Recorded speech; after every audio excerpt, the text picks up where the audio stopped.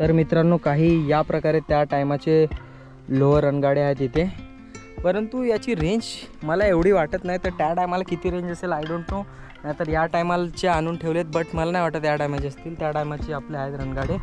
आणि आसावा फोर्टला पण असेच आहेत, तुम्ही बघू शकतात. आणि फायनली वरती आल्यावरती तुम्हाला मातेचं असं काही अद्भुत भव्य दिव्य मंदिर दिसेल, जसं कळसूबाईला पण आहे. आणि हे कळसूबाई भीती वाटते काय, हे कळसूबाईपेक्षा पण अतिशय भव्य आणि दिव्य आहे, तुम्ही बघू शकता. बिकॉज कारण याच्यामध्ये मी कळसूबाईला गेलो, बट मला आता एवढं आठवत नाही.